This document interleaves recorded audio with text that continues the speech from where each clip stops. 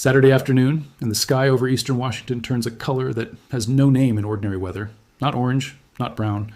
Something in between, thick and low, pressing down on rooftops like a lid closing on a pot already boiling over. Within hours, Spokane, the second largest city in the entire state of Washington, is no longer just a place on a map. It is the center of what officials will soon call the region's worst natural disaster in living memory. No one wakes up on Saturday morning expecting this. The forecast says hot, dry, windy, the kind of description that has become almost routine across the American West in recent summers. But routine is exactly the word that stops applying by early afternoon, when dispatchers begin logging calls faster than they can process them.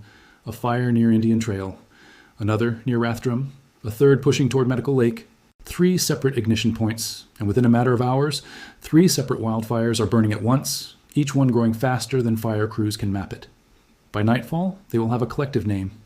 Officials will call it the Spokane Complex Fire, the Old Trails Fire, the Autumn Lane Fire, and the Espanola Fire.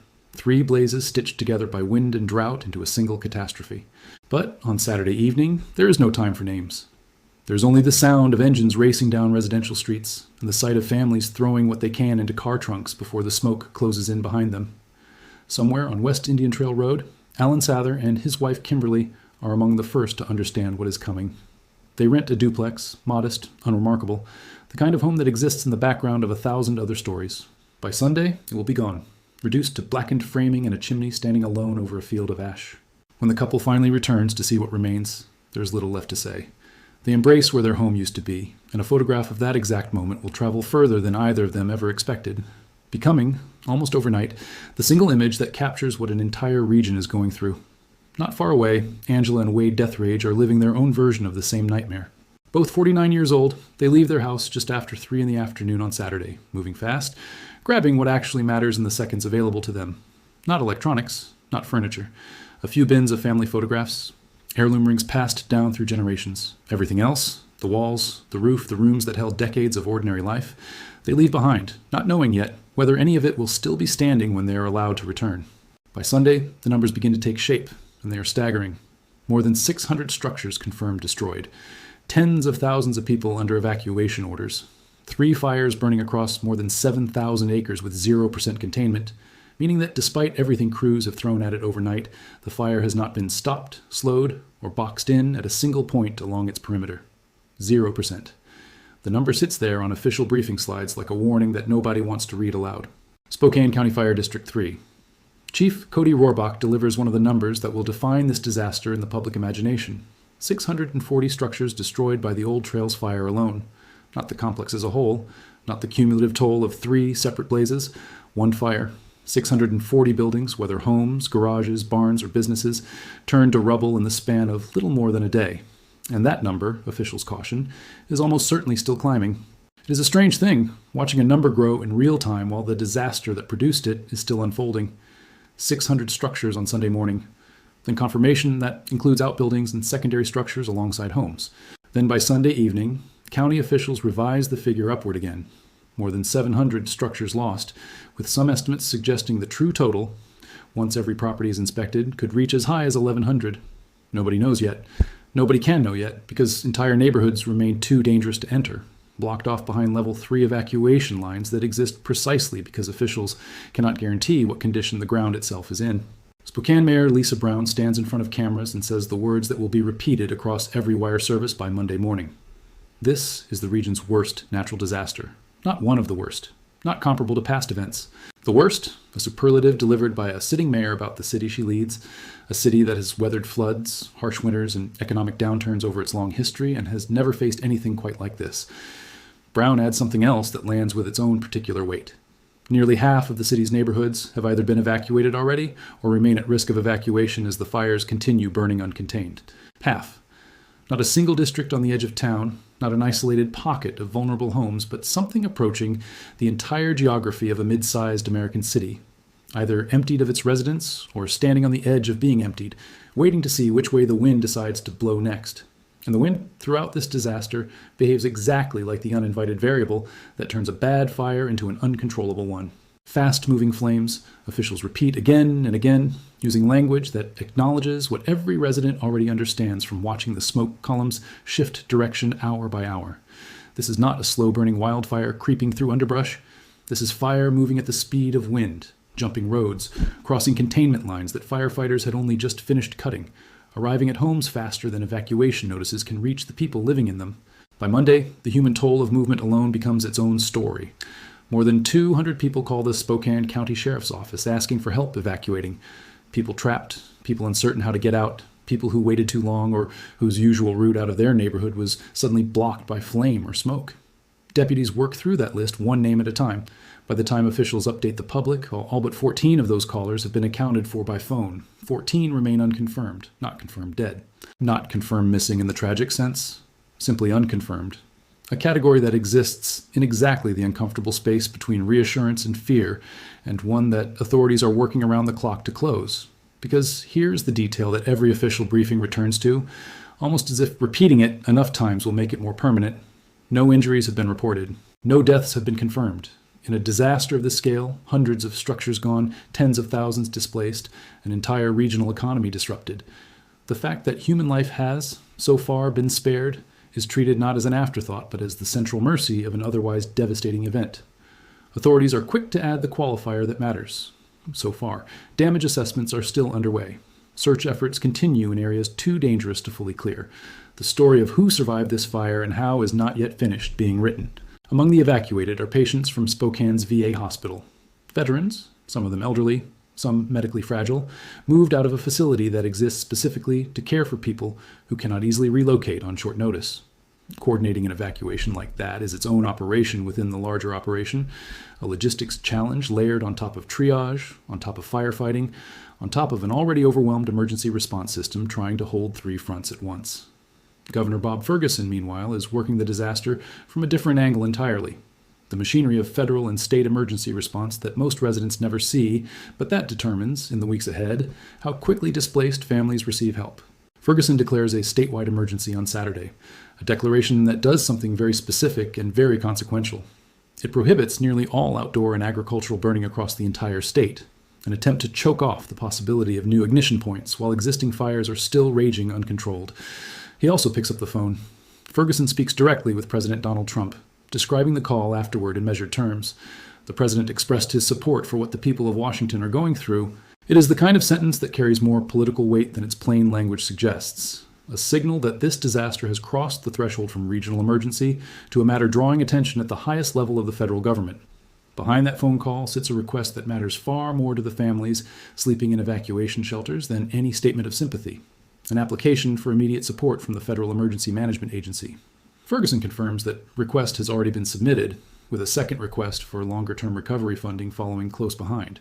FEMA support is not instantaneous. It moves through processes, assessments, approvals, but the fact that the request has gone in this early signals just how severe state officials already understand this disaster to be. And Spokane, as devastating as its situation is, turns out to be only one front in a much larger battle. State Public Lands Commissioner Dave Upthegrove delivers a figure that recontextualizes everything happening in Spokane County as part of something far bigger. 15 wildfires, burning simultaneously across the state of Washington, consuming in total more than 250,000 acres of land. 15 separate fires, each one drawing on the same finite pool of firefighters, aircraft, engines, and emergency personnel that the Spokane Complex Fire so desperately needs. The strain on resources becomes its own subplot within the larger disaster. On Monday, more than 900 firefighters are actively working the Spokane fires, a number that sounds substantial until you consider the scale of what they're facing, and officials confirm that number is expected to more than double over the coming week, climbing past 2,000 personnel as reinforcements arrive from across the state and from neighboring jurisdictions. Crews are drawn, not just from Washington, but from other states entirely. Mutual aid agreements activated to bring additional engines, additional air support, additional bodies to a fire line that keeps growing faster than it can be staffed. Even power itself becomes a casualty. More than 40,000 customers across the Spokane area lose electricity as fires damage infrastructure, and utility crews are forced to cut power preemptively in areas too dangerous to maintain active lines. For families without power, without homes, without certainty about when or whether they'll be allowed back into their neighborhoods, the disaster becomes something measured not in acres, but in the accumulation of small deprivations, one after another, each one a reminder of how completely normal life has been suspended. Then there is the sky itself, which by Monday has become its own kind of hazard. Wildfire smoke pushes air quality readings into the category officials label very unhealthy. Not for people with pre-existing conditions, not for the elderly or the very young specifically, but for anyone breathing the air across large portions of the region. Evacuees who have already lost their homes now contend with smoke thick enough to affect people who never came within miles of the actual flames, a secondary disaster riding on the back of the primary one, invisible in photographs, but very real in every labored breath. And then, almost unbelievably, there is the matter of drones. As firefighting aircraft attempt to make water and retardant drops over the most dangerous sections of the fire lines, unauthorized civilian drones repeatedly enter restricted airspace. 26 separate incidents reported on a single day, Sunday, August the 2nd. Every single time a drone is spotted in that airspace, water-dropping helicopters and air tankers are forced to stop operations immediately, grounding aircraft out of basic safety necessity, because a mid-air collision between a firefighting aircraft and a drone could be catastrophic for the pilots involved and would remove critical firefighting capacity from the skies at the exact moment it's needed most. Officials issue increasingly urgent public pleas. Stay out of the airspace, no matter how understandable the impulse to capture footage of your own burning neighborhood might feel in the moment. Spokane County Sheriff John Nowles adds another layer of warning to an already overloaded list of concerns. He cautions residents against entering Level 3 evacuation zones, the most severe evacuation category, reserved for areas where fire behavior is considered too dangerous and unpredictable for anyone to safely remain, not only because of the fire risk itself, but because, as Knowles puts it, people entering these restricted zones make it harder for deputies to distinguish looters and other people engaged in what he calls nefarious activity from residents simply trying to check on their own property. It is a grim addition to an already grim situation, a warning that disaster in its early chaotic hours tends to attract predators as well as victims. By Monday afternoon, there's finally a piece of news that carries something other than dread. Cooler temperatures are moving into the region, and officials say the shifting weather could soon help firefighters make what they describe as significant gains against fires that, until this point, had shown no signs of slowing. It is not containment, it is not victory. But after 3 days of fire outpacing every effort to control it, a break in the weather represents the first real opportunity crews have had to stop playing defense and start pushing back. Still, nobody is willing to promise anything close to resolution. When asked when evacuated residents might be able to return home, officials offer only uncertainty dressed in careful language. It could be a week, it could be weeks, depending entirely on how quickly the fires can be brought under control and how long it takes to determine whether damaged neighborhoods are even safe to re-enter.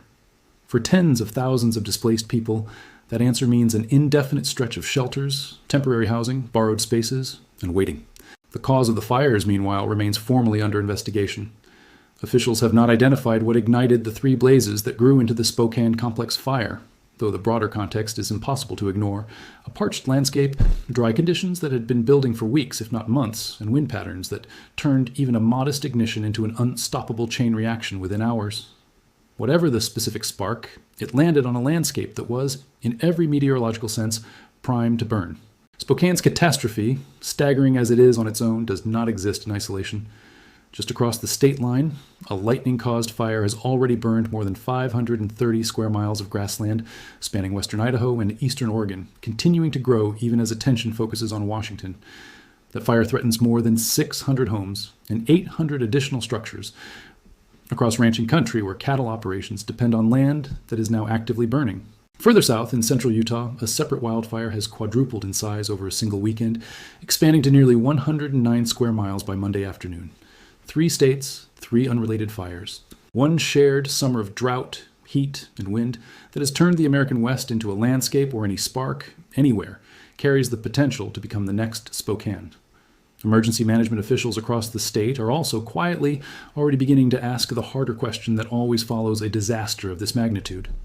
Not just how to fight the fires still burning, but how a region prepares for the possibility that this will not be the last time. Building codes in fire-prone areas, defensible space requirements around structures, the placement of new subdivisions relative to wildland vegetation, the funding levels for year-round fire prevention work rather than emergency response alone. All of it will resurface in the months ahead as officials, insurers, and residents alike try to reckon with a summer that turned an ordinary city into a disaster zone in under 3 days. None of those conversations offer any comfort to a family standing in their own ash tonight, but they are inevitably coming. For the people actually living through this, not reading about it from a distance, but standing in the ash where their homes used to be, the statistics eventually give way to something much more personal. It is not 640 structures, It is one house, one kitchen table, one collection of photographs that either made it into a bin in the back seat of a car or didn't. Evacuees describe leaving with little more than they could physically carry, and some, once allowed back into burn areas even briefly, stepped through rubble still radiating heat, searching for anything recognizable among what remains. Inside the shelters that have sprung up across Spokane County over these 3 days, the atmosphere carries a particular kind of exhaustion. Not just physical, though there is plenty of that among people who have been awake, moving and afraid since Saturday afternoon, but the deeper exhaustion of not knowing. Cots lined in gymnasiums and community centers hold families who left home with a bag, a pet carrier, a few important documents, and little else, checking their phones obsessively for updates on evacuation zones that shift by the hour. Volunteers move between rows, offering water, meals, and the kind of quiet company that disaster tends to produce among strangers thrown together by circumstance. Children, in particular, present their own challenge for relief organizers. Many too young to fully understand why their home, their room, their belongings might simply cease to exist, while old enough to sense, from the tension in every adult around them, that something has gone deeply wrong. The VA hospital evacuation, mentioned almost in passing amid the larger flood of numbers, represents its own small miracle of coordination. Moving medically fragile veterans out of a functioning hospital under active threat requires ambulances, backup power for equipment that cannot simply be unplugged, receiving facilities prepared to take on new patients with little notice, and staff willing to work through what has become, for many of them, their third consecutive overnight shift. That this evacuation happened without incident, without a single reported injury among a patient population that included some of the community's most vulnerable residents, stands as one of the few unambiguously successful outcomes to emerge from an otherwise catastrophic weekend. As for the 14 residents still unconfirmed by Monday's count, sheriff's deputies continue working through the list with the same methodical persistence applied to every other piece of this disaster. Cross-referencing phone records, checking with relatives, visiting shelters in person to compare names against sign-in sheets. Officials stress, every time the topic arises, that unconfirmed does not mean missing in any tragic sense, that phone lines get overwhelmed, that people relocate to a friend's house without thinking to call anyone back, that cell service itself has been unreliable in areas where towers were damaged or where power outages knocked out charging capability for phones that ran dead hours into an evacuation. Still, until every name on that list is crossed off with certainty, the story of who made it out safely remains, technically, incomplete. Community response begins almost as quickly as the fires themselves. Across the Spokane region, fundraising efforts move fast. One relief campaign alone, raising more than $1.5 million within days, funneled toward families who have lost everything and now face the immediate practical challenge of finding somewhere to sleep, something to eat, and some way to begin rebuilding lives that were, just 72 hours earlier, entirely ordinary. A local longhouse space opens its doors as a place of refuge for those displaced. A small pocket of shelter and community amid a regional catastrophe that has scattered thousands of families across shelters, hotel rooms, and the homes of relatives who still have homes to offer. What makes this disaster particularly difficult to process is the speed of it. This did not build over a season, the way some wildfires slowly consume territory across weeks of gradual spread. This happened in days. A Saturday afternoon with dry heat and wind. A Saturday evening with 3 fires burning simultaneously. A Sunday with 600 confirmed destroyed structures. A Monday with that number pushing past 700, evacuation orders touching nearly half a city, and a governor on the phone with the President of the United States. The entire arc of catastrophe, evacuation, federal escalation, and the first fragile hope of cooler weather compressed into a span of roughly 72 hours. And still, as this update is being delivered, the fires remain uncontained. 0%, the number that opened this story, has not meaningfully changed. Cooler temperatures offer promise, not resolution. More than 60,000 people remain, away from homes they cannot yet return to, some of which no longer exist to return to at all.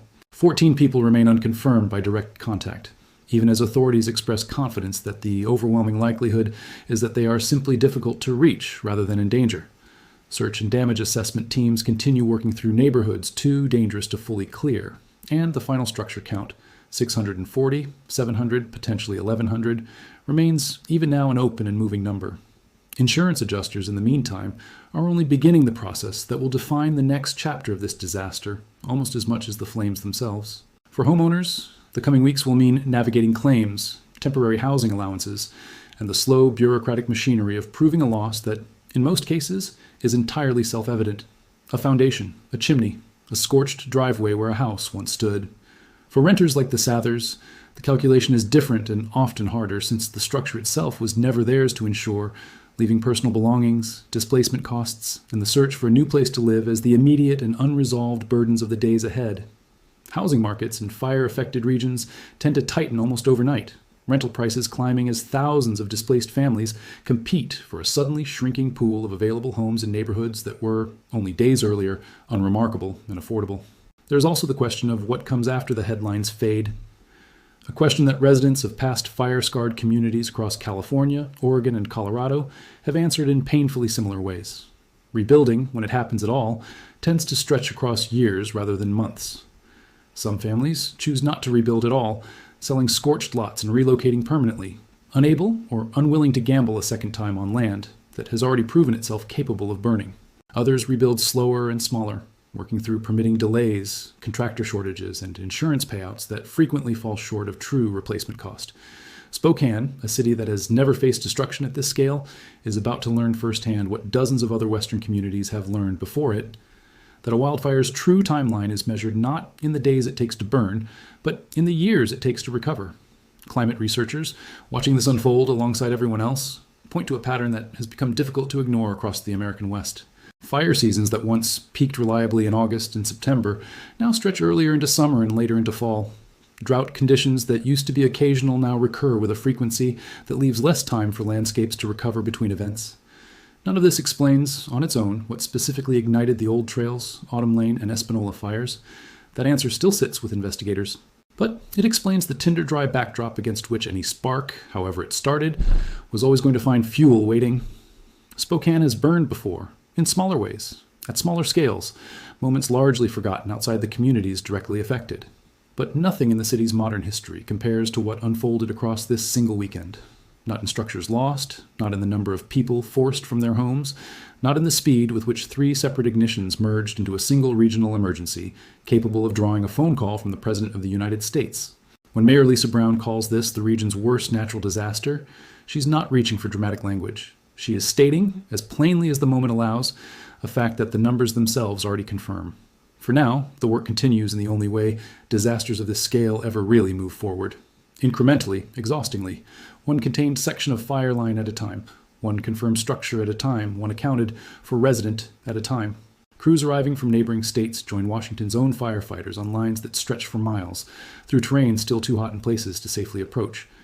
Damage assessment teams push into newly accessible areas as evacuation levels are slowly downgraded block by block, cataloging loss with a thoroughness that feels almost unbearably slow to families desperate for answers about their own specific address. And overhead, whenever the skies are clear of both smoke and unauthorized drones, air tankers continue dropping retardant along ridgelines, trying to buy just enough time for the promised cooler weather to finish the job that 3 days of firefighting alone could not. Spokane, Washington's second largest city, entered this weekend as an ordinary American city going about an ordinary hot, dry summer. It exits this weekend as the site of what its own mayor calls the worst natural disaster the region has ever experienced. A title nobody wanted, arrived at not through slow accumulation, but through 72 hours of fire moving faster than anyone could stop it.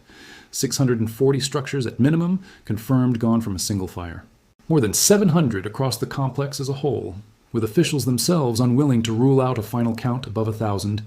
60 to 67,000 people scattered across shelters, hotel rooms, and the spare bedrooms of relatives, none of them certain when, or if, the address they grew up calling home will be theirs to return to.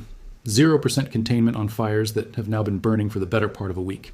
These are the numbers this disaster leaves behind for now, and every one of them remains, as this update is delivered, still capable of changing. The fires are still burning. The wind is not finished deciding what happens next.